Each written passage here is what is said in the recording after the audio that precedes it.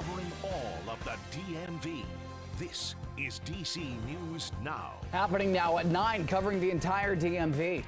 We're going to catch this guy. Manhunt continues after a Maryland judge was killed in his home's driveway. The late morning discovery connected to his suspected killer. And in the wrong hands, DC voters' personal information potentially accessed after a data breach. How the city is responding. We're stretching your dollar. Sales tax exempt for plenty of products in Virginia. How to save before time runs out.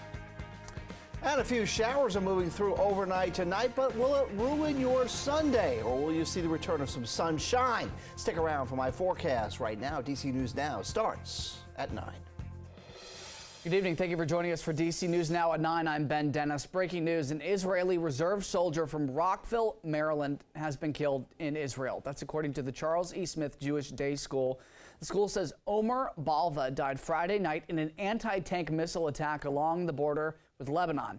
The school says that they will soon have a Zoom link for anybody who wants to virtually attend his funeral in Israel. And developing now, new details in the manhunt for the alleged killer of a Washington County, Maryland judge. Tactical teams just today searching buildings in Williamsport, Maryland, and vacant homes west of downtown there after an SUV believed to be linked to Pedro Argote was found in a wooded area this morning. DC News Now's Dave Laval brings us the latest in that search. We're at the Cushwa warehouse, the command center in the search for Pedro Argote. Authorities are confident they will find the accused killer. We're going to catch this guy. It's just a matter of time. Washington County Sheriff Brian Albert regarding Saturday's search for Pedro Argote. Members of the Sheriff's Special Response Team searched vacant buildings at the old tannery along Bottom Road late that afternoon. It's the same area where a neighbor found Argote's silver Mercedes SUV in a wooded area hours earlier. It's a pretty remote area, so it could have been there since Thursday night or sometime Friday. Argote is wanted in connection with Thursday's shooting death of Circuit Judge Andrew Wilkinson. He was shot in the driveway of his home in Hagerstown and later died at the hospital. Sheriff Albert said it's still too soon to say what triggered the deadly attack. This is honestly unreal. Ashton Nesmith Cochera is among those who live in the area, stunned by Saturday's developments. It's crazy that in a small town that something like this could happen. I'm just surprised. It's this little town here. It's just it seems like a nice, quaint old America. While investigators have Argote's car, they're still looking for him. We're just going to be vigilant until we bring him to justice. Hagerstown Police, the Frederick County Sheriff's Office, Maryland State Police, and the U.S. Park Service are also involved in the search. You're asked to call authorities if you have any information regarding the whereabouts of Pedro Argote. In Williamsport, Maryland, Dave Laval, DC News Now. Our thanks to Dave tonight. Meantime, court records reveal the legal battle that began when the suspect, Argote, filed for divorce last year. Washington County Sheriff Brian Albert says that while he didn't have a criminal record in Washington County, officers did respond to a home for verbal domestic assaults 2 times within the last few years. In his initial court filing, Argote accused his wife of neglecting her homeschooling responsibilities and failing to properly look after their kids. However, she filed a counter complaint accusing Argote of cruel treatment and saying she couldn't support herself financially. Days later, his wife requested a protective order, saying that he was harassing her over text, threatening to abuse their daughter and making false accusations against her. Court records also show that a judge even granted a temporary protective order, which included a directive for Argote to surrender his guns, but it was dismissed weeks later at the wife's request. Again, here's a picture of Pedro Argote, still considered to be armed and dangerous. Police say anyone with information or believes to have seen him should call 911 immediately. The U.S. Marshals Service says that Argote has ties to several locations outside of Maryland, including New York, Florida, Indiana, and North Carolina. Marshals also offer a reward of up to $10,000 for information leading to his arrest. We'll keep you updated on air and online at DCNewsNow.com with the latest information. Certainly a fluid story there, but turning to your weather now with Scott Sumner. Scott, it's nice to have you back here on the weekends after some well-deserved time off. How you doing, man? Yeah, doing all right, Ben, and you as well, I'm sure. You're doing pretty good. I hope everybody's doing good out there. So far, it has been a very quiet start to the weekend.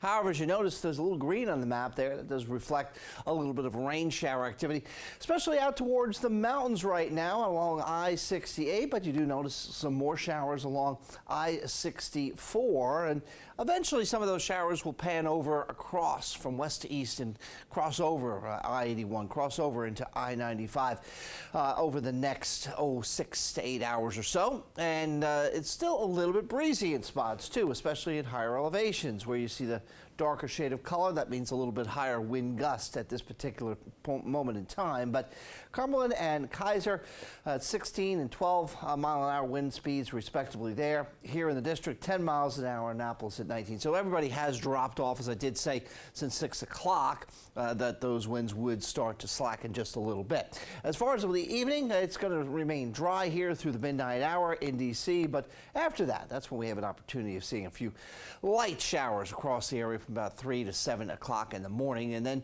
whatever sprinkles are there in the morning will depart, and we'll see the return of some sunshine by midday and into the afternoon. So again, headlines here: a few overnight showers, dry after Sunday showers move away.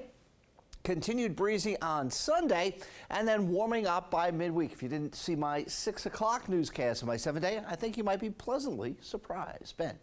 Thank you, Scott. Meantime, new tonight, D.C. police confirm with D.C. News Now, one person was stabbed on this Metro bus in Northwest.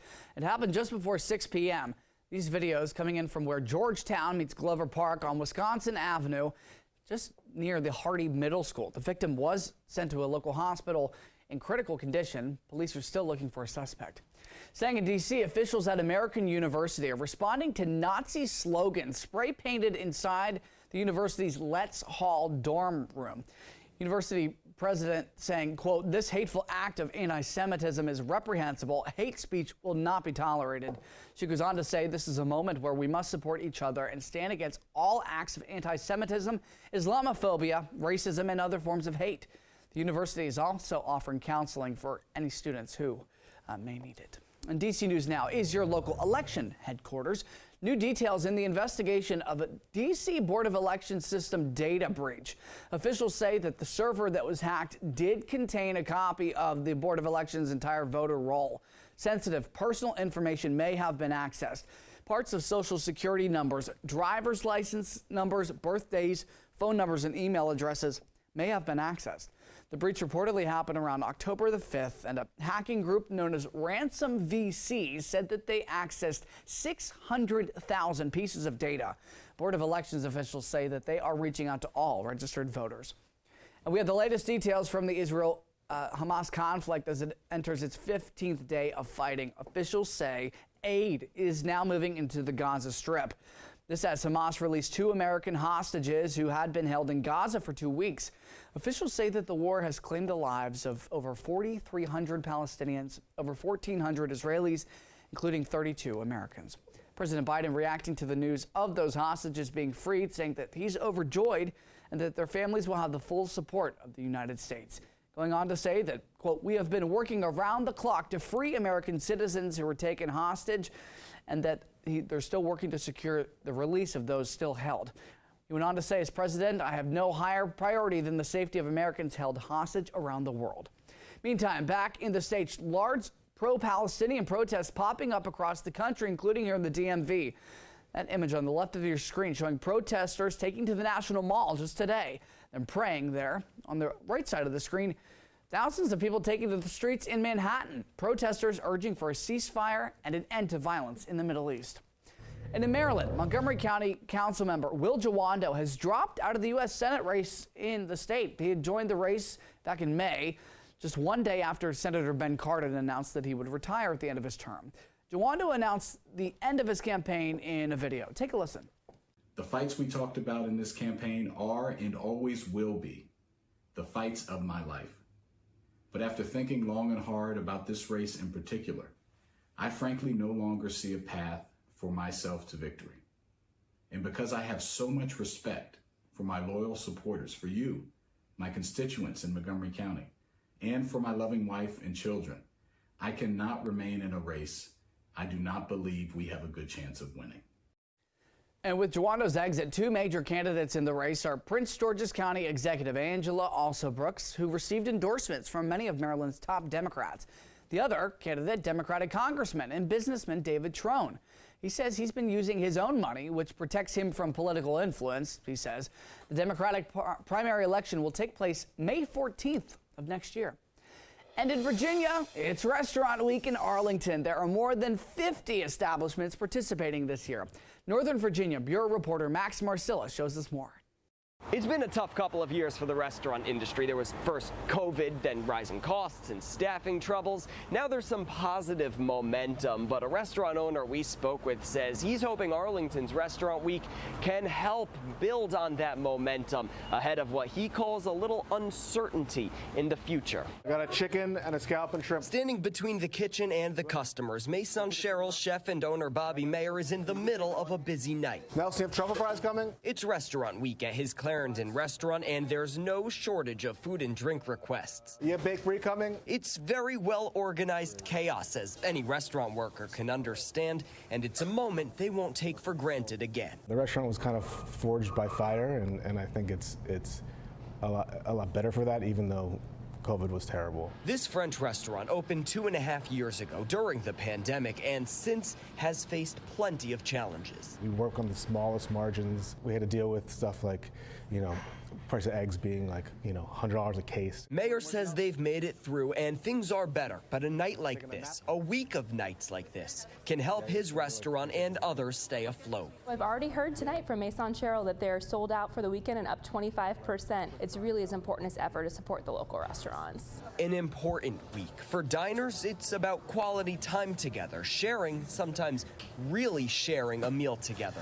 But for Mayor and other restaurant owners, it's about building a customer base so they can support them through whatever challenges the industry will face next. It's not about like the money at the moment, it's how many customers you capture.